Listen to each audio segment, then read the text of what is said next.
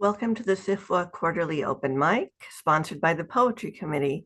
I'm your host, Gwynne Garfinkle, and I'm happy to share this space with you to celebrate poetic voices in our community. Today's event is part of the SFWA Events Experience, where members and attendees come together to share their work, whether published or unpublished. I hope you'll join us for the private readings and meet up each quarter. Our September 2025 featured poet is C.S.E. Cooney. She's a two-time World Fantasy Award-winning author, a Riesling Award-winning poet, a game designer, a SAG-AFTRA voice actor, and the singer-songwriter Brimstone Rhine. Find her website and newsletter via her Linktree or try C.S.E. Cooney on various social media platforms. Claire, take it away. Thank you. I thought I'd start today's reading with a poem I wrote for my friend Jessica Wick, who is herself a science fiction fantasy horror poet and was the co-editor of Goblin Fruit magazine probably about 10 years ago now. There was an anthology to help support funds for her mother's funeral, alas, that our friend Julia Rios edited. And I wrote this for that anthology for her and for her wonderful mother. So this is called We Fairy Tale Girls Are Growing Older. We fairy tale girls are growing older. We look like grown-up women, thick-thighed, cunning, but something of the long-haired maid remains, who girt her skirts and streeled to Carterhaugh. It's not pridefully we pluck our roses now, we older Janets, more discriminate, nor do we grizzled Gretels, grown more sly, devour every candy house we see. But use ourselves as bait for ancient witch, stake ourselves like goats outside her door until she lets us in and brings us tea. Too big to cook, we drink it fearlessly. When she soon tires and we bid goodbye, she gives us jars of sunlight, thick as jam. We fix our red hoods up. Try not to cry. Oh, ma'am, there is one wolf none may outrun. Salt-haired Rapunzels wandering salt roads, shook free of towers, ivory or green. The very old, they tell us, shear their locks, but we still plait ours up in braids like crowns. Other cunning women join our road walk too, compare old wounds and traumas, poison lodged, the ribbon wound too tight, the iron tread, the curse of dancing always on sharp knives. Our jewels and tools accumulate like scars.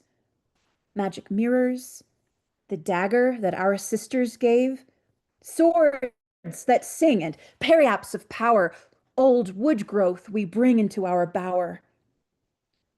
Upon our hoards, we are becoming dragons. A time of plenty, wizard gems and wisdom, a time to walk the world, to slither, soar, to sing our truths, and when embattled, roar. Time enough to take up staff and wand, to don invisibility and shrouded go, to build a candy house befitting us, wherein we'll welcome fairy tale girls. And then this next one, in a similar vein of thinking about fairy tales now as an older woman, having written a lot of retellings as a younger writer, this was published in the Orange and Bee, a fairy tale journal, and it's called The Eighth Blessing. And so I was thinking of the role of mothers, wicked queens, stepmothers, witches, all of that in your normal fairy tales, ones that everybody kind of knows and engages with, Sleeping Beauty, Cinderella, etc. And I've also been thinking a lot of ballads, the child ballads. And there's one that really gets me called Willie's Lady. It's Child Ballad 6. And the mother, she's just like really awful. She doesn't like who her son marries, so she curses the woman to be pregnant forever. And Willie and his wife have to sort of be very cunning and sly to undo this horrible curse of being pregnant all the time for years and years because this mother laid the curse. But all of that aside, I was thinking about all these mother older woman roles, and then I was, thinking from their perspective, just a different perspective. So this is the eighth blessing. You came, you built a castle in my woods. I was wary. Were you welcome? You cut the green thorn, planted your fields. I withdrew behind my walls. The streams you strewed with runoff, your dyes, your tanner's filth, your paper pulp waste, the filth of your beasts and of your dead. I walked further, drew from upriver or from my well. Your babies wailed, kept me up at night. I stuffed my ears with beeswax, hummed myself to sleep. You climbed into my garden, stole my harvest. I went hungry that winter. You broke all the spindles in the land. My fingers, transparent as icicles, spun not a skein, nothing to spin, nothing to spin it on. I sold off the last fruits of my cellar, a barrel of apples, sweet and wrinkled. You ate one bad apple, choked, slept a while, woke, called for a scapegoat, called for the apple seller. You dragged her from her garden through the thorn. You set her to dancing in red iron shoes. The birds were strange that spring, their pinions ashen, their beaks like embers. They ate everything, including your eyes, including your daughter's eyes. Perhaps they were my friends. Perhaps they used to live aloft in my orchards before you burnt those too. Now you throw a party to bless another baby with the most harrowing expectations: beauty, grace, dance, wit, song, kindness, as if being born were not gift and curse enough. You do not invite me. I send a spider to weave a web beneath your sheets. I send an elf to knot your hair and leave her combs stuck there. I tie a goat beneath your postered bed and witch the thorn to drape it round with curtains green. I bind your left shoe tight with ribbons 3, that you might never bear this child, that your child might grow and grow in you as you lay slug abed, let to do nothing, until you call for your spindle and spin for pure boredom, until you call for seeds and plant trees beside your curtained bed, while always inside you the baby ages, fills you to capacity, till she strains to bursting, standing just beneath your skin. So do the gods gestate their children, feeding them in darkness, in wisdom, until they are old enough to choose. Do I stay, or do I brave the world? That is my blessing for this child. Till then may she grow like the green thorn, as the beeswax melts from my ears in this perfect silence, as tender cotyledons spike appleish from ash, and the birds eat spiders from my hand, and my iron shoes cool on the window pane. This next one is called When the Mud Comes. I wanted to write a kind of a gothic haunted house story, a story poem, and I was researching like the world's most expensive houses, and there's this one weird house called The One that people bankrupted themselves to build until and then it's like left neglected and privy to mudslides and mold. And I was just like, what a great haunted house. So this is dedicated to the house called The One, When the Mud Comes. The pallid house, the livid house. It ate the proud, it ate the young, It reached out with its scarlet tongue. Or were those roof tiles gleaming? Those fine, fat lawns, those glossy shrubs, their roots like squirming worms and grubs, the tennis courts, the swimming pool, clear as vodka, warm as drool. The Maserati on the drive with scarlet leather stitched in black, seamless, keyless, gazing back, sharkskin, poison, mercury. Glass wine cellars, marble halls, Mobius sculptures, mirrored walls, cat's cradle for a chandelier, sinewy and trochlear. Years it feasted, years it tasted, the smooth and luminous, silken fleshed. They entered lavish, left in debt, no more backward glancing. And now the house is grown with mold, the fungal house, the charnel house, the fly and rat, the luckless mouse, these are for its wasting. And on the mountain top it rots, and on the mountain top it slumps, and down the mountain slope it slides when the mud comes, when the mud comes. That was When the Mud Comes. Hey, that was fun to read aloud. Actually, I don't think I have, or if I have, it was only once. I rarely write poems about my fictional characters because it's a different sort of I don't know, like different genres meeting different genres, and poems are so personal, and fiction is such a different brain space. But I did love my main character in my Saint Death books. I do love her. And I think when I was wanting to write a poem, I was in the middle of a deadline for writing this novel. So I just sort of focused my poetic attention on this character who I've been with for now going on 14 or 15 years at this point. And then I had drawn a card from a deck of cards that my husband and I have co-designed a game that was out this year called Negocios Infernales, and it comes with a beautiful illustrated deck of cards with creepy sayings on them. So I drew a card to inspire me. And what came out was this poem, which I call Memoirs of a Necromancer. It's about my character, Lainey Stones. When she was young, blood was her mother tongue, was the milk she lapped of her own flayed wrist, her first kiss. But what she'd labeled love was only needle's end, and what her beating heart pumped out, her only friend. But there one grows, one learns a dagger's but a braggart's calling card.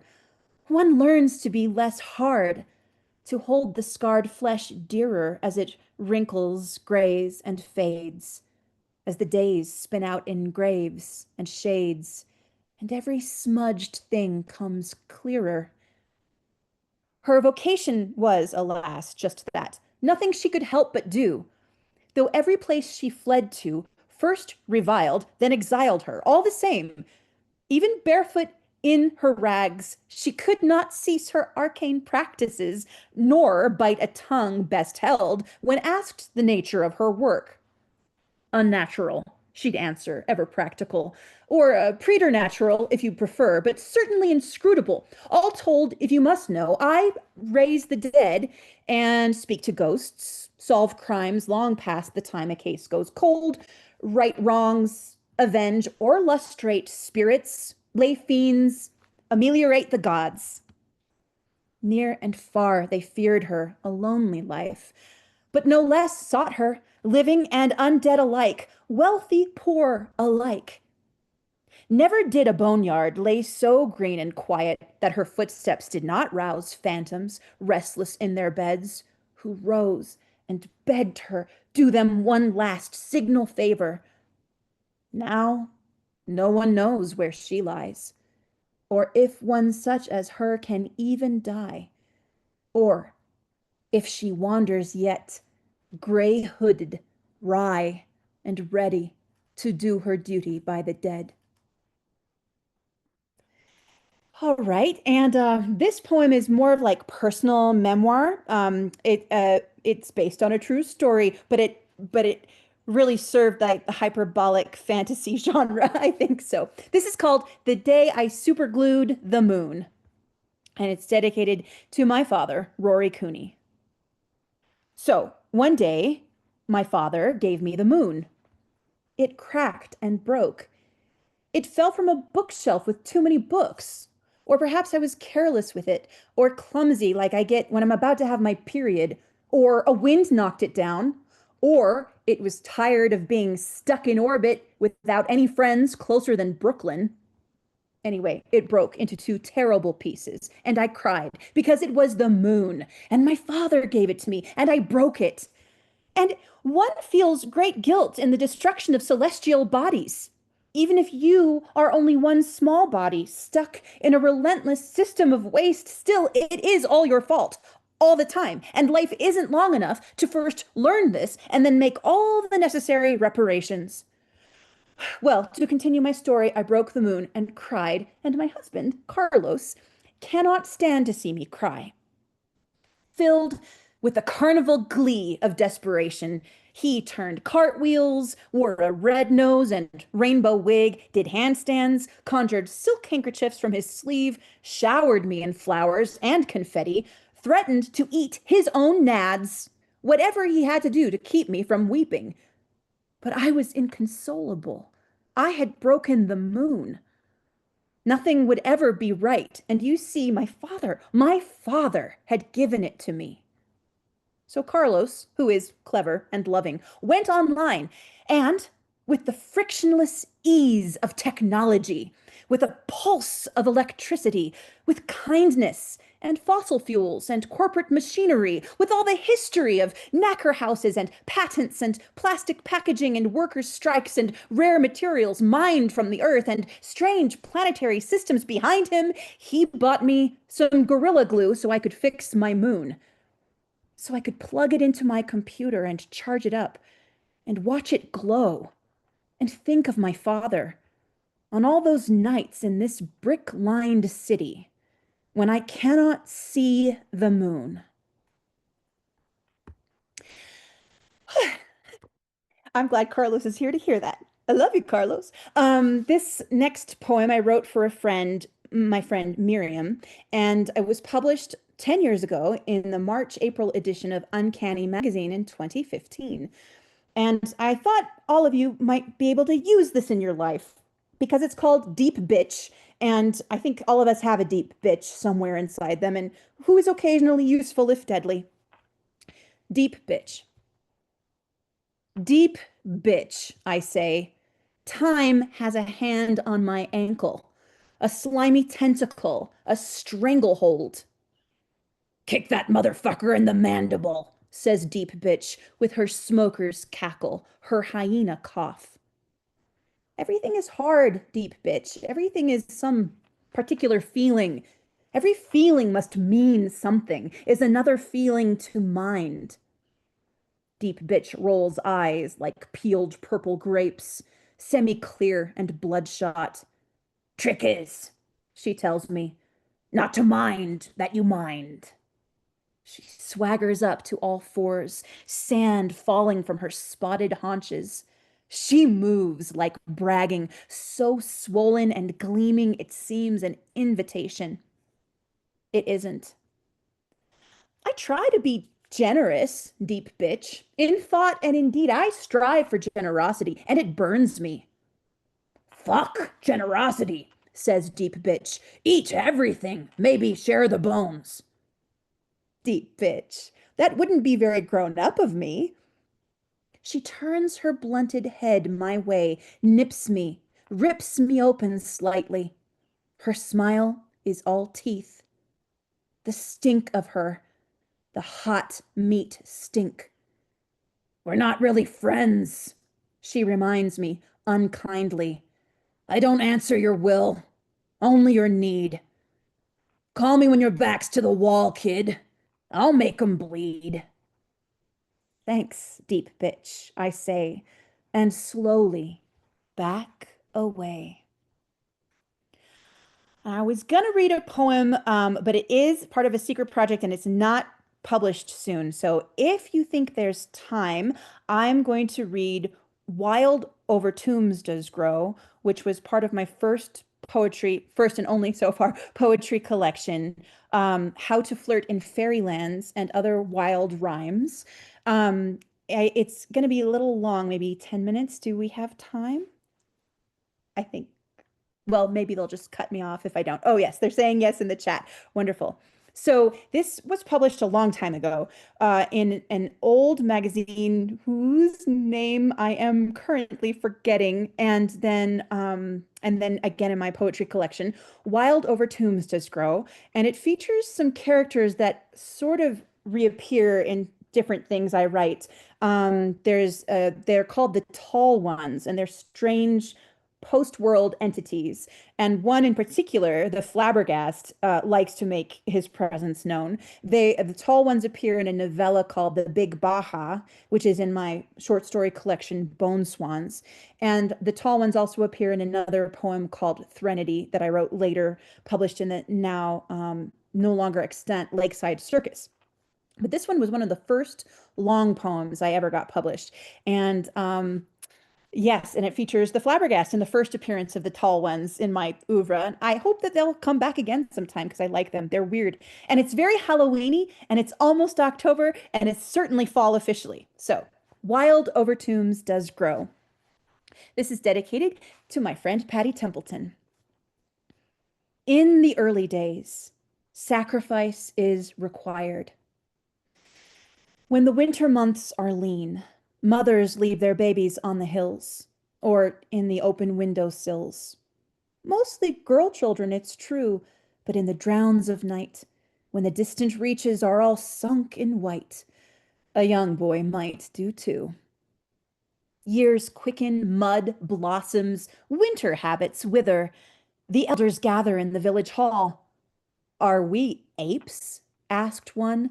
To give our babies to the grave, dangling their bones from the willows as bait to save ourselves? Someone else, a thin man, said, We require these deaths, lest the tall ones come again, as wolves and ravens walking in the skins of men, each in his saffron rags, with a light upon his shoulder and a rose burning in his hand. Another said she was, or had been, a mother.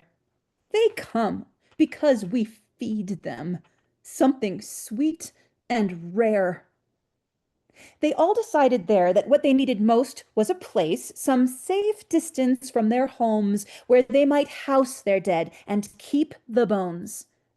The graveyard was designed by the finest minds of that time, 200 acres wide with gates of iron. It would be blessed, of course, by Pastor Fell, and guarded from the fiends of hell by some brute beast, mute but loyal, clever, and without a soul. This would be the final sacrifice. First blood spilled, first grave dug of that ground. They chose for this task a dog who belonged to Susa Rhymes. Susa Rhymes was 4 years old. So was Brack, her big black dog. They had shared the cradle, and what little milk the cow could spare watered down. Susa ventured nowhere without Brack, and everyone knew Brack would die for his Sue. The perfect guardian. So Goody Rhymes one night drugged the stew and carted Brack by wheelbarrow to the consecrated site which Pastor Fell had roped off with pegs and miles of twine, having blessed the soil already with salt and holy wine. In the middle of the field, there was a large flat stone. Goody Rhymes went over where the men were standing to dump the contents of her wheelbarrow. 3 men held Brack down while she stretched his neck to the sky. Pastor Fell stood gray in the cloud light. His mustache lay like worms against his mouth. He did not believe reluctance was a virtue. He thought it best to get this uncouth business done as soon as possible, and so it was his hand, unchecked, which dealt the death of Susa Rhymes. It was an accident, or at least no witness left alive confessed it otherwise. You see, there was a little girl who, waking up betimes, had followed mother and beloved Brack so close behind, had seen the field, the stone, the gray man in the moon, had watched the pastor lick his lips and heft his hatchet high. Perhaps Pastor Fell had not seen her. It was dark, after all, and sudden.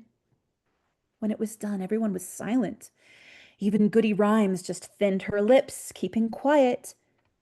Brack began to stir from sleep with groans and tremblings of his paws, knowing in his dreams the flaws that warped the night.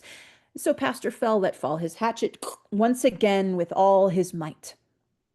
Susa and her big black dog lie tangled in a single grave, unmarked and faithfully ignored. Their names were forgotten by the next burial, Pastor Fell presiding. But down there in the dark, she turns and whispers, Brack. And down there in the dark, he whispers, Susa, back. What follows are desolate centuries. The woods are stripped, the oil bled from wells, the graveyard filled, the village rose and fell, until nothing was left but a place to keep the bones. Brack and Susa Rhymes find this arrangement fine. Susa spends her days making gardens out of skulls and bony thighs, planting tansy and teasel in the sockets of their eyes, ginger in their grins, lungwort in their ribs, and honeysuckle creeping up a trestle of their limbs. Brack, meanwhile, is learning to transform his shape. Black wolf, black rooster, black weasel, black crow, black goat, black horse, black lamb. He hopes one day to ape the shadow of a man and claim Susa for his bride. In this way they were occupied, not quite content nor yet quite dead, but biding time until that final winter, when the tall ones came again. At last, one chill gloaming, thin from 1,000-year fast, in ragged saffron parade, they came from thorny hills and barren land, white lights on their shoulders, burning roses in their hands. They sent an emissary, their diplomat and clown, a tall one of renown, known to everyone who asks as the Flabbergast. He was slim as salmon, with a graceful grease paint face, lips like berries, teeth like diamond rings, a peacock for his top hat, a coat of sequins, and a belt of lizard skin. Susa thought he smelled of strange perfumes, but Brack did not like him. Susa stood inside the cemetery gate, hands on hips. She had grown since her death. She was almost as tall as a tall one now, and no matter how he smiled and bowed, the Flabbergast failed to move her. What do you want, old thing? She asked. One more fiend in fancy dress looking for a handout. Your way of strutting like you own the place doesn't please my dog. He thinks you're dangerous. Just a lick, begged the tall one. A tailbone, a toe. You can grow your herbs anywhere. The dead will never know. Let us in. Let us eat. Let your guard down at last, and we will make you one of us, promised the Flabbergast. Susa gazed across her garden. Her grandfathers, their sons, the daughters of her cousins, and all their little ones, all dead, all gone, all time and terror gone, and she, a slave to their graves, though they had betrayed her, and her only love. The black mink, draped around her shoulders, gently licked her ear. Why not? Asked Brack. Why not, indeed, said Susa Rhymes. So we are agreed, cried the Flabbergast. The past is past. The tall ones palavered at the gate, slavering, as Susa took a great gray key made of Pastor Fell's left knee and fit it to the lock. She undid what needed undoing, unglued what needed ungluing, and Brack, without ado, became the big black crocodile who ushered them through. The Flabbergast was last to pass the gates. He and Crocodile Brack stood back to face each other. Brack lashed his armored tail while the tall one smiled. Dear guardian, he said, I want nothing but the marrow you have hoarded, beg your pardon, warded all these years. These bones you have here underground, enough to go around for centuries. Now, Brack, stand up. Walk on two legs like a man. Shake my hand. Let us be companions in the twilight of the world. Brack reached within to rearrange the darkness, and midnight changed and grew a human skin. That night among the tombs, the tall ones, dreadful and well-fed, danced around a wedded pair who each wore bridal robes of saffron, white lights upon their shoulders, bone and bramble in their hair. And when Susa bent to kiss Brack's open palm, a burning rose bloomed there. Okay, whew. And that is the end of my reading. Thank you for listening.